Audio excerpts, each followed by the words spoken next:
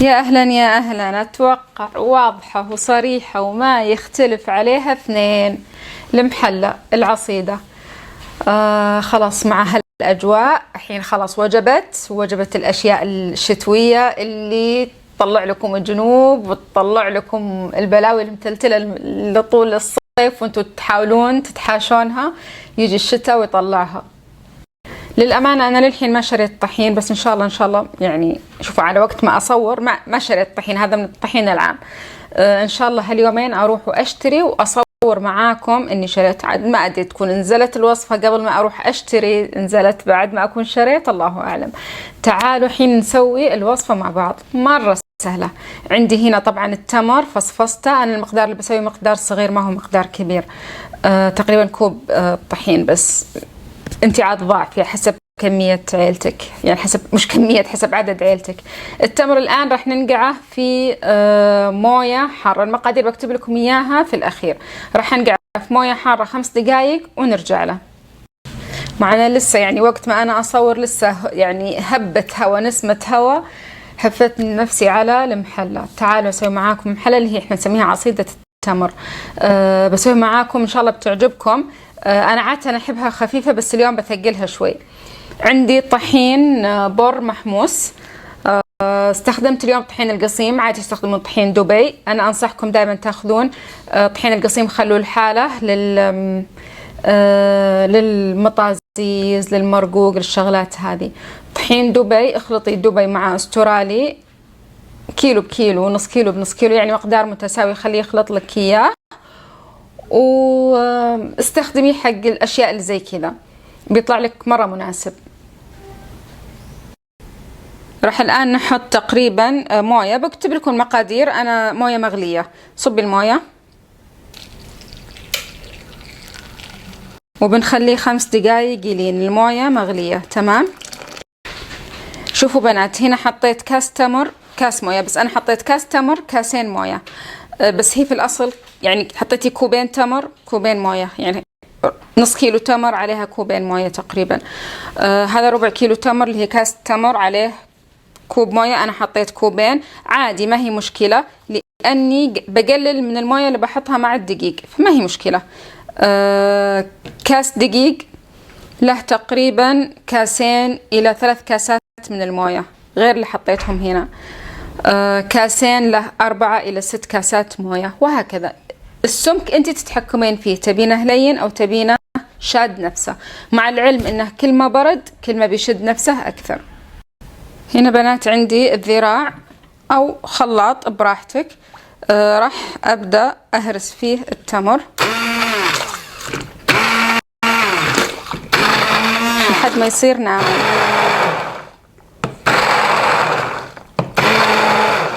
أكمله ونرجع نشوف شكله.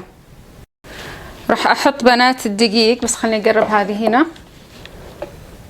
بحط الدقيق محموس زي ما قلت لكم، بحط عليه كوب موية، حسيت ثقيل شوي بزيده، بس ما راح أزيد كثير، بزيد شوي. خلني بس أذوب الدقيق بالموية.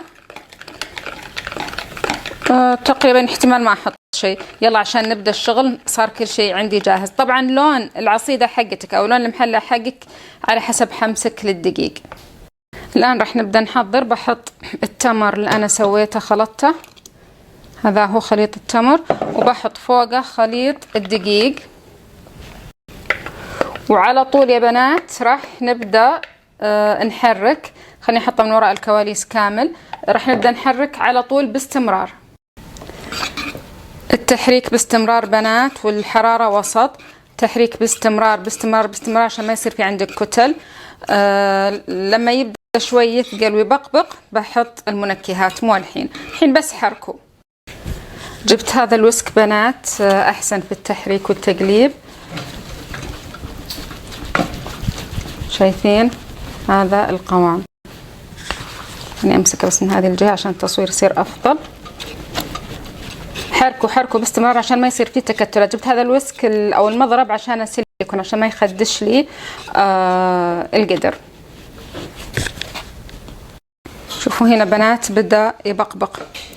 لما تشوفين هالبقبقة حطي، شوفي القرفة ما هي ضرورية ابدا، فانا حطيت منها بس يعني على مقداري ربع ملعقة.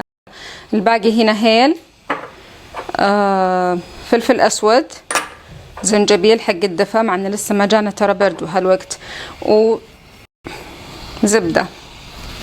طيحي، ما نطيحها بعدين. وأحركهم وأقصر النار، ترى بقصر النار الحين، أصلا هي كانت وسط، الحين بخليها قصيرة وبقصر النار. بالنسبة لي أنا هذا قوام العصيدة اللي أحبها أو المحلى اللي أحبه. شيء مهم، إذا طحينك ما في ملح حطي ملح، أنا ما في ملح فرشة، بس طحيني ما في ملح، بس ناوية أسويه إن شاء الله بخليه يملحه لي أحسن. على الدقيق بنات أنا حطيت 1.5 كوب موية، الكوب كان مرة كفاية عشان يطلع لي صاك أكثر، بس إنه قوامه أوكي يعني حلو، راح يصك أكثر لما يبرد. إيش اللي راح أسوي الآن؟ قلت لكم هديت الحرارة، راح أغطيها وأخليها تقريبا حول نص ساعة. إذا طحينك محموس، إذا طحينك مش محموس خليها ساعة، وقلبي من فترة لأخرى، بس الحرارة مرة هادية. خلنا نغطيه ونقصر على النار وخلاص. من عوايدنا الشرقاوية، ولا حد يعلق على عوايدنا الشرقاوية، عاد هي كذا، بس أنا ما راح أسويها اليوم كذا. إن العصيدة عندنا توكل مع بيض، يسوون لها بيض ويفتتونه ويحطونه فوق العصيد بعد ما يحطونه في الصحن. بالنسبة لي أنا ما أكلها مع بيض، بس مثلا زوجي وأهله يحبونها كثير مع البيض، إحنا لا والله ما تعودنا. وحنا عموما نسوي عصيدة السكر أغلب شيء، بسويها إن شاء الله معاكم، بسوي معاكم أنواع كثيرة من العصيد. تذكرون عصيدة التوفي اللي سويناها العام، كانت مرة رهيبة ما شاء الله تبارك الله. خلصت عصيدتي، طفيت عنها أو المحلى. تعالوا الآن نحطها في صحن التقديم ونزينه، وجهزي قهوتك المهيلة ويلا معاي. الآن عصيدتنا جهزت، راح نبدأ ونحطها. ما شاء الله تبارك الله، بغت تطيح وتجيب العيد. الآن فقرة تعديل الهريسة، كان اشتهينا هريس العصيدة عفوا بالسمنة. أحطها كذا بس وأعدلها، وتحطين بعدين تسوين حفرة وتحطين السمنة على النص يعني في الحفرة. ما أبالغ إذا قلت لكم إنها راح تكون، طبعا أنا يعني بأمدنها شوي وبحط بهذا الشكل.